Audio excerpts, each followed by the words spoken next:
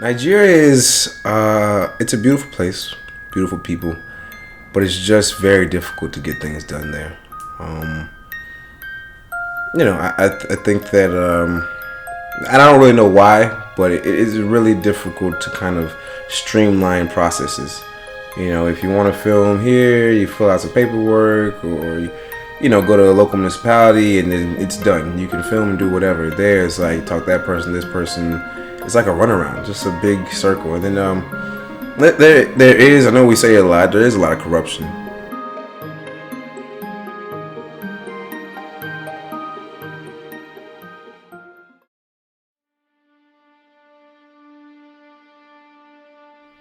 It's very, very strong. It's a very, very strong film. It has a lot of feeling. It has a lot of stories, and there is like this thing that the film carries, which is the passing of Captain Romeo and the funeral. The funeral is one of the main things in the film. I just love how we carried it, the funeral, through the whole film, so that people could see how important this person was to the entire population. I instantly knew that the story had to be told. I knew that we had to figure out a way to get it out, whether it was a movie or a documentary or just even on paper. It had to be told, because, like I was alluding to before, people. It's one thing to hear about a hero, but it's one thing to actually know the story and to see the real struggle that somebody goes through. And in this case, the price of his dream being that he lost his life is just, it makes you look yourself in the mirror and ask yourself, are you actually going out every day and fighting for what you believe in and going after what you want? Because in the end, will your story be worth telling? And that's just kind of how I'm looking at life from this point on.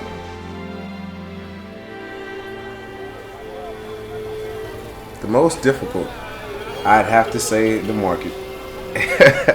And the market was difficult in so many different types of ways. Those shots, I mean, it was like, do we take the camera here? Do we not take it here? Can they see the GoPro? Like, there was just so much that went into.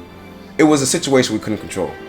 I remember when we were walking just in the market and with the audio and with the cameras. I had the GoPro with me, and I just tried to make some interesting shoots in there. And I remember when I just wanted to take a little trip to this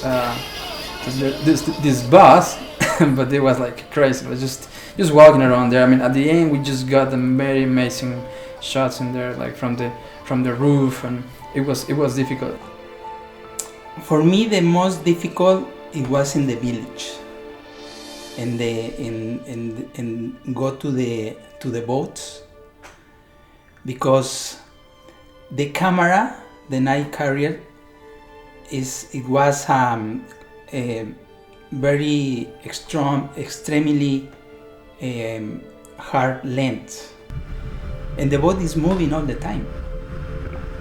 And I was a little bit nervous, because any shot, the boat, it was moving.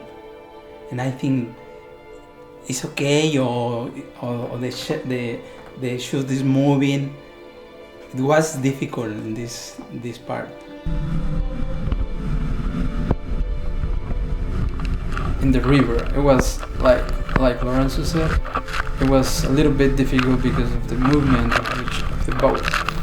So as the boat was moving and we were shooting there, it was difficult because the movement and with the camera. So you try always to stay stable with the camera. So it was a little difficult to trying to make it perfect. That was difficult by the moment. I met him, I get to know him very well when he came to do a piloting job in a pilot quarter. My favorite interview,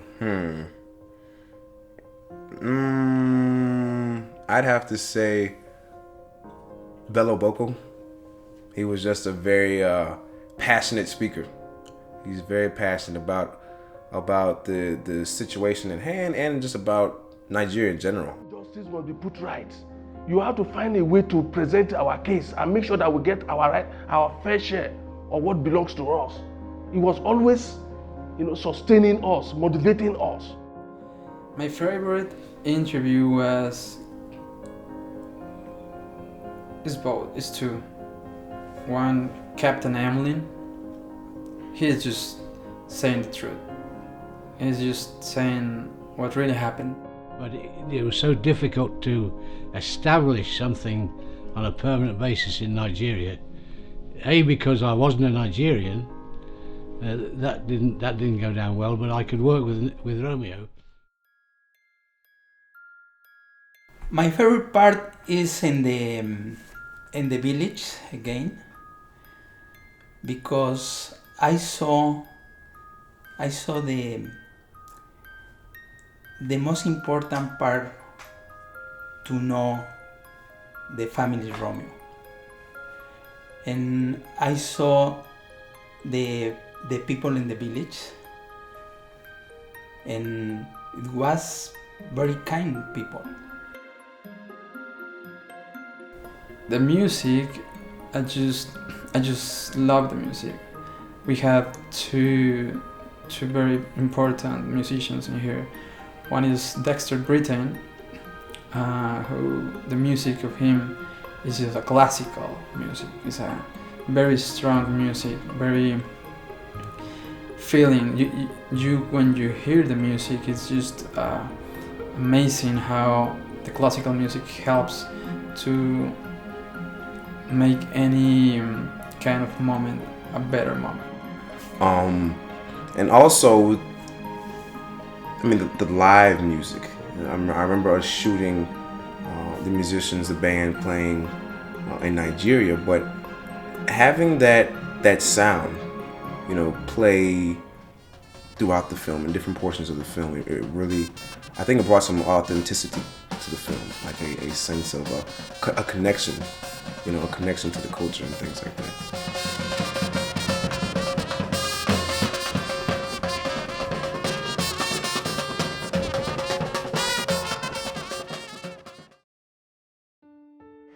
Price of a Dream, for me personally, on the surface, we always hear about heroes, and heroes have to go to trials and tribulations and they overcome.